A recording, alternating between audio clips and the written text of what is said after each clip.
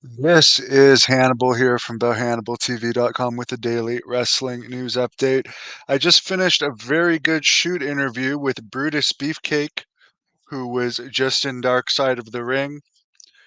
The interview link is in the description of this video. He talks about Dark Side of the Ring and a lot more, including some recent heat between Greg Valentine and his wife in the interview. So definitely check that out. Tons of Hulk Hogan stories, as you would expect as well. It appears Drew Gulak is not being used by WWE anymore after an investigation into Ronda Rousey's claim that he played with her drawstring on her pants in 2022.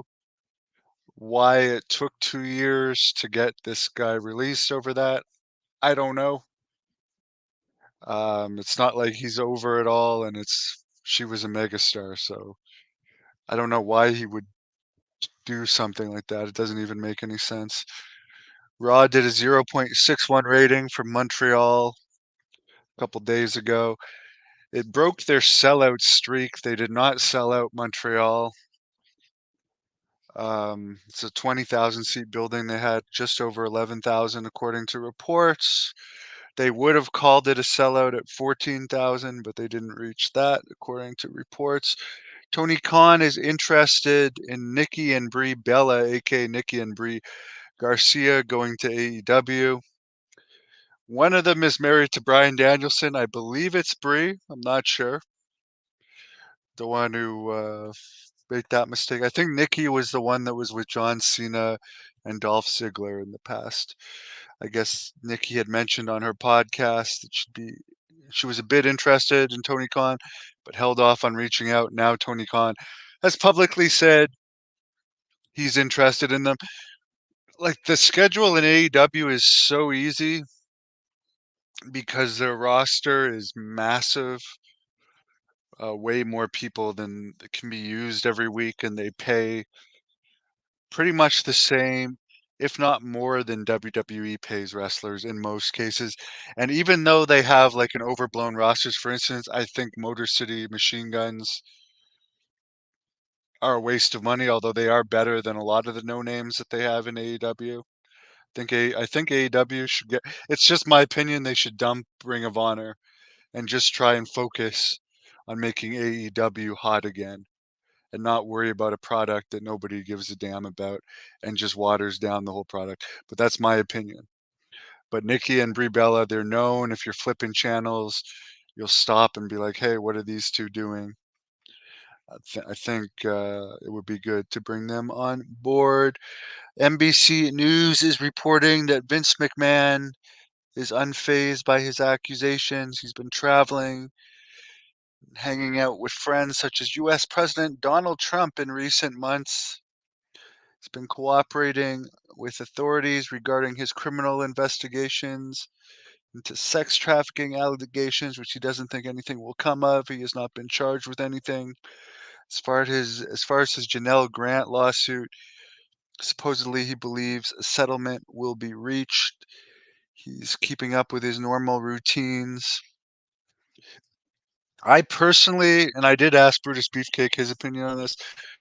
I personally will be shocked if Vince McMahon, who recently sold a total of about 2 billion in stock, he has about 2 billion that he has access to, according to what I've heard. He's 78. He loves wrestling.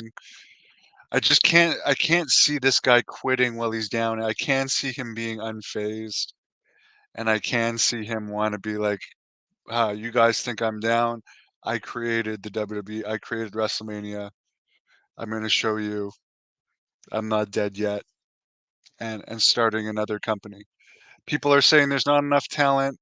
There's talent out there, and he could do it. I mean, I've heard Meltzer say if he did do something, it'd be something on par of TNA. I think Vince McMahon could do a lot better than TNA. That I recently saw like a pre-sale to one of their TV tapings. It only has about 200 pre-sale, which is pretty much the same as Great North Wrestling gets for pre-sale. They actually get similar crowds to what we get without TV exposure. Just because that company's been run so bad.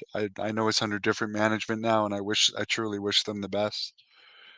Um, but I do think whatever Vince McMahon creates with all of his contacts, specifically all the contacts he has in Saudi Arabia, he just got UFC a deal in Saudi Arabia, that I think whatever company Vince McMahon forms would be on a level far bigger than TNA. The guy is still a wrestling genius, despite his faults. But I honestly, he can either settle that Janelle Grant case or take it to court. I don't, I don't think it will affect him too hugely in the long run. I just don't. It's a sad situation, but he's put other cases to bed, and a lot of wrestling fans don't care, and a lot of wrestlers don't care. Most wrestlers are about the money. There's been so much weird stuff going on in that company for its entire existence, and it never people always look the other way. So anyways, my personal opinion is he is gonna start another league, which apparently he could do in January 2025.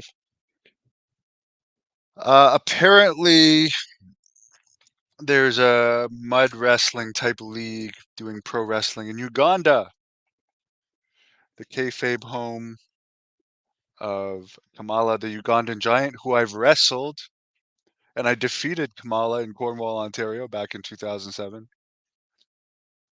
And yeah, this is pro wrestling done in the mud with local Ugandan people. Good for them. I'm glad they're enjoying it. I also interviewed a psychic this afternoon. She said things are looking on the upside for me, and I agree. I'm going to be heading to the gym soon. I've had very good workouts this week. I do plan on returning to the ring. Speaking of Great North Wrestling, June 29th in Napanee, Ontario. Tickets are on sale now at ticketweb.ca. Only a 2-hour drive from Toronto to get there.